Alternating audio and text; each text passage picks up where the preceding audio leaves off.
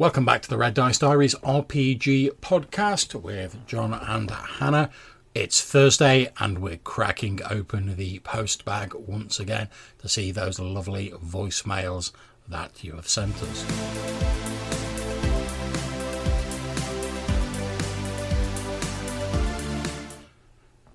And before we start looking at the voicemails, we'd just like to thank the person who, after listening to our recent episode on court cases, recommended a blog post by my fellow Purple Worm host, Dave Aldridge from D Percentile, on his rules for theological debate in the Black Hack. A couple of people recommended that to us. I'm afraid I can't remember the names, but our sincere thanks to recommending that for us. We're going to give that a look. Okay, so speaking of Purple Worm co-hosts, our first voicemail is from my old mucker, Colin Spikepit Green. John, you'll have to excuse me for not using the, speak pipe. I haven't yet got round to checking it out. It's on my list of things to do. But I have not been sitting idly by. I've been catching up on the your new RDD RPG episodes. In particular, I was enjoying the episode where Hannah was talking about Star Trek and modifying fate for it to work with the expansion of a campaign onto the space station, and the talk of Scum and Villainy really piqued my interest. I'm going to have to dig out my Blades in the Dark book and spend some time looking back through that. There's never a shortage of games to play, I find. Anyway, really enjoying it, and all the best with the new format.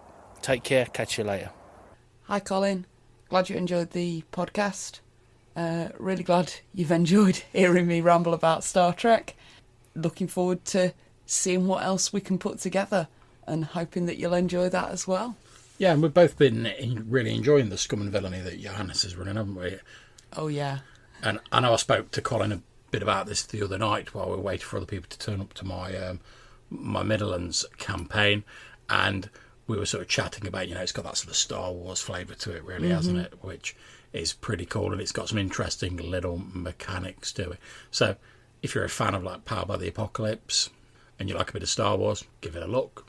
Absolutely, it's a very fun game. Okay, and next we have a trio of voicemails from that well-known OSR anchorite, Jason Connolly of the Nerds RPG Variety Cast. Take it away, Jason. Hey, John and Hannah, you did a great job with the How to Run a Game Online episode, the top 10 tips. I think those are some of the best tips I have heard. I've run games online for a little bit now, but the keep it simple, stupid thing, the KISS principle is huge.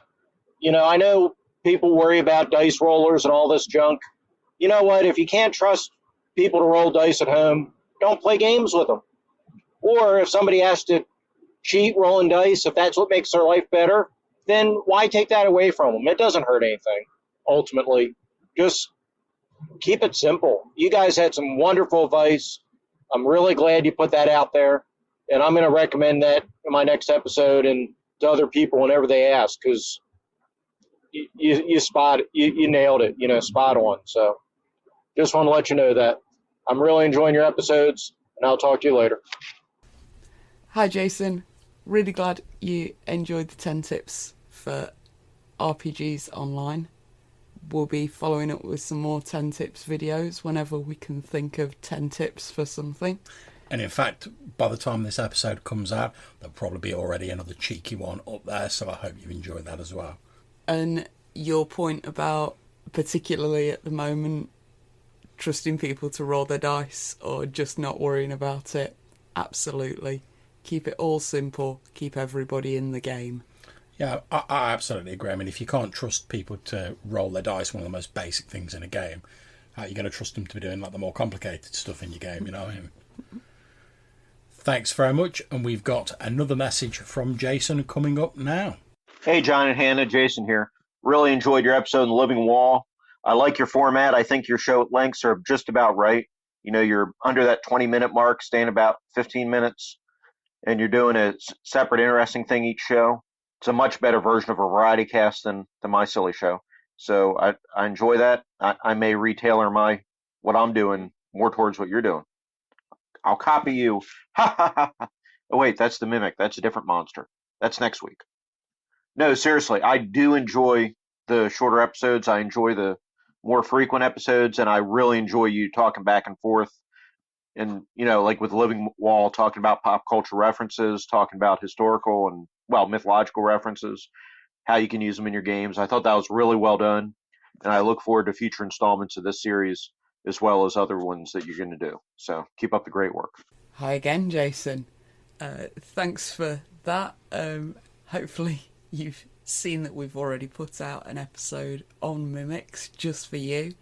And if you or anyone else wants to shout out for a monster episode that they want to see, or anything else they'd like to hear us talk about, do let us know.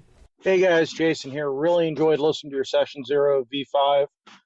Interesting stuff. I like your insights and your ideas into world building and the idea how to, if you're, which should be common sense to everybody, but if your players take certain skills or highlight certain things and you want to work them in the game and the idea of making sure you're playing a game everybody wants to play. And I think that's huge. Like I said, I'm really enjoying the new podcast and, format. And I'm really enjoying these discussions. You're talking about different things. And don't be afraid to go in depth and do a longer episode like this every now and then, because it was really enjoyable. And I love hearing you guys talk about this stuff. So talk to you later. Thanks very much, Jason. We really appreciate that call. I'm glad you enjoyed the V5 Session 0 sort of discussion that I had with Johannes. Yeah, we're going to put out the occasional slightly longer episode when we have a subject that we feel merits it, but we're going to try and keep the other episodes reasonably short and punchy, just because we know people are busy and people haven't got time to listen to like 3 sort of 2-hour episodes plus whatever a week, but we will do a longer one every now and again when we think it's necessary. Thank you very much for the call. Hey, John, Hannah, Jason here. Enjoyed your court case episode. Hopefully I've left you a couple ideas to use for court cases in my latest episodes. But, one version that I like is Savage Worlds. So I've got the new version of Savage Worlds. I haven't opened it yet. I know that's a surprise. But I doubt this has changed. I pulled out my Deluxe Explorers Edition, and under Social Conflict, it works under 3 rounds if you're doing like a court case. And during each round, you'll have one side will present their case, the other side will dispute it, and then the third round, be going back.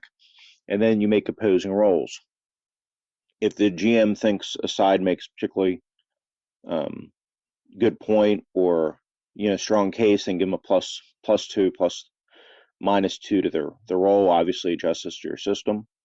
The other thing it has is your other party members, if they provide something, they can assist. So that, you could use that as far as if somebody's running around getting information and, bringing evidence. You have that investigator that's running in the courtroom last second for Perry Mason kind of thing. And then it has a little table at the end, depending what the results are, whether you tie or, what, I'm going to leave you another message to explain the results. So again, Savage World, Social Conflict rules. It's broken down to three rounds of conversation, each focusing on one particular point. Further rounds represent the turn of conversation to additional points. Each round, player character role plays his argument, makes a persuasion roll, which obviously you do however you can do in your system. Or if they're arguing against him, he would make an opposing roll. So after you've gone those 3 rounds, or however many rounds you want to go back and forth, you check how many victories each have, so you have margin of success. If it's tied in a court case, the defense would win as the burden of proof is on the prosecution. On 1 to 2 margin difference, the jury finds a reasonable doubt if defense wins or assigns minimum sentencing if the prosecution wins. 3 to 4, the jury invokes severe sentencing if the prosecution wins. If defense wins, defendant is cleared on all charges. And 5 plus, the prosecution wins court case, defendant receives maximum penalty. So Just a thought. Savage Worlds actually does a lot of things really well, and has a lot of little sub rules like that work pretty well. But like I was saying, you can do the thing where your investigator is running the evidence in the courtroom at the last second, and you can use that where other players can roll against a skill investigation or whatever, and then give a bonus to your players roll that round, something like that. I hope that didn't come across too broken and stupid. Really glad you enjoyed the court case episode, and yeah, that's a really interesting system. I will pull the Savage Worlds book off John's shelf shortly and take another read through it. Oh, I think I've only got like the cheap ass like Explorers Edition or whatever it is. That's fine. But yeah, thank you very much, Jason, for this and for all of your calls. We will certainly have a look into that, and Hannah might end up using, or at least taking some inspiration from it for a Star Trek game. Because you're looking at a lot of different inspirations. There's been so many different things that I've looked at for this, and it's all going to end up in a big melting pot and then probably a shredder. Okay, so thank you to the people who have left us voicemails. That's Colin Spike Pitt Green and, of course, Jason Connolly from the Nerds RPG Variety Cast. Thanks very much, guys. We really enjoyed sitting down and answering these voicemails. If anyone else has any voicemails or communications they want to leave us, you can drop us a message using the SpeakPipe website. There'll be a link in the description for this show. Or you can leave us an email. The email address is rddrpgpodcast@gmail.com. So hopefully we'll see you all soon. Take care, stay safe, and keep gaming.